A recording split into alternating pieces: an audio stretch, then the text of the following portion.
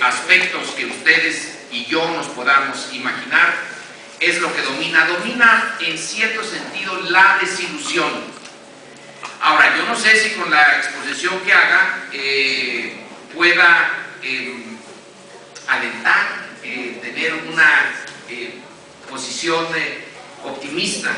No soy muy optimista, pero mi área de trabajo, el mundo académico en el que yo me muevo, en la ciencia política y la historia, me llevan a tratar de hacer una radiografía, independientemente de que me guste o no me guste lo que estoy viendo.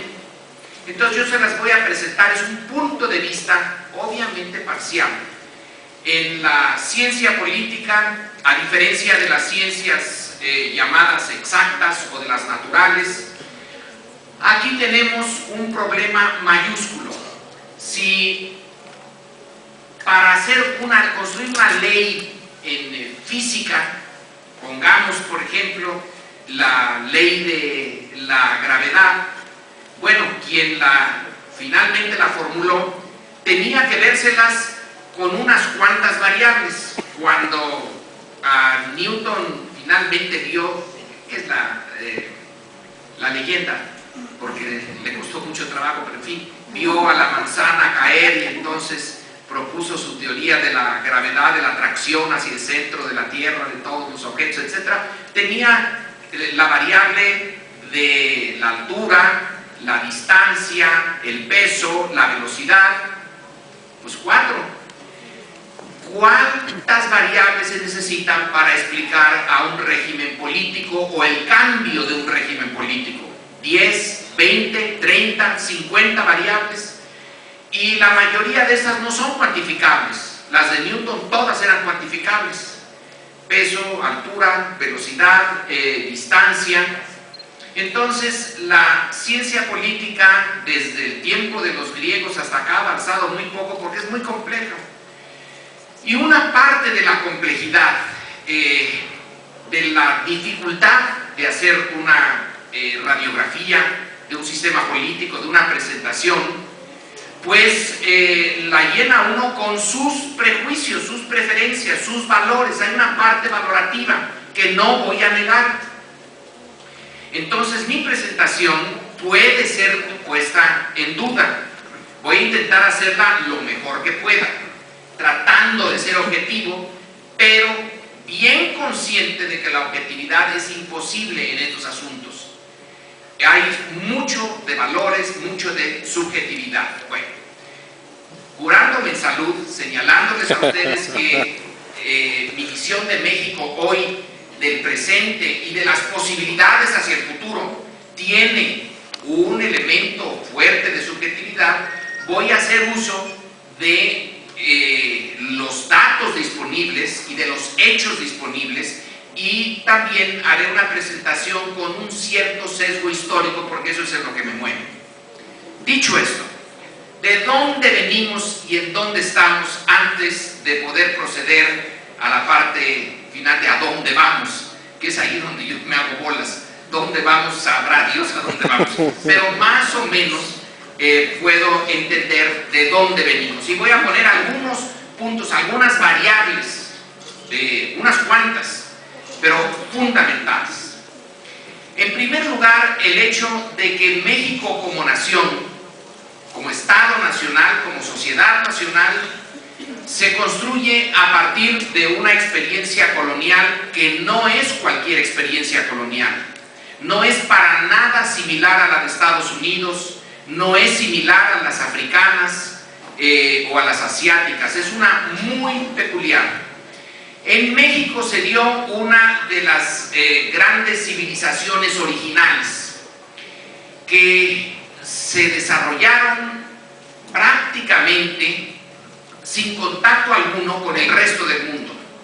A diferencia de las civilizaciones clásicas, de la de Mesopotamia, para empezar, piensen ustedes cualquiera de las clásicas, Egipto o Grecia o Roma, todas ellas son resultado de influencias que vienen de fuera, de algo que sucedió mucho antes y que son cruces porque el continente europeo, asiático y africano están conectados y permiten estos cruces. América no, América se quedó sola.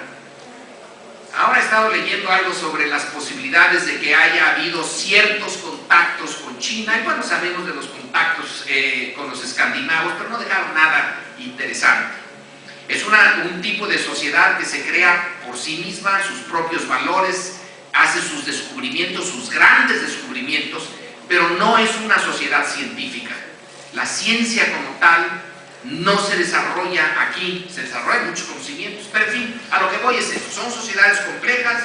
Uno de los sitios es este, donde estamos hoy, en lo que sería este centro de México, se desarrolla una de las grandes estructuras sociales prehispánicas, y entra en contacto con Europa por una vía catastrófica. La relación con España en el siglo XVI deja una huella que a mi juicio todavía no desaparece, que se ve, tiene muchos elementos que todavía están vivos. Pero desde la perspectiva política, lo que me importa señalar es la naturaleza profundamente autoritaria del sistema de dominación que va a durar los 300 años de colonia. Tiene que ser así. Son muy pocos españoles, es un puñadito de españoles, no solamente los que llegan en el inicio, sino a lo largo de los 300 años de colonia, y es una masa indígena, de los habitantes originales de la zona, que están subordinados sin que siquiera exista ejército, porque el ejército se viene a presentar hasta fines del siglo XVIII, y no tanto por razones internas.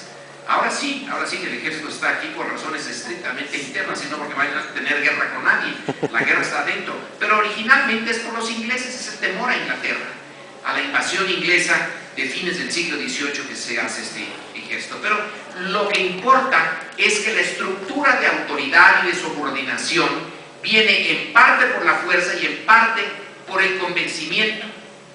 No estamos para ahondar mucho, pero simplemente dejo subrayado el hecho de que la destrucción tan rápida de meses de una estructura de autoridad tan fuerte como parecía ser la azteca lleva a una devaluación de lo propio.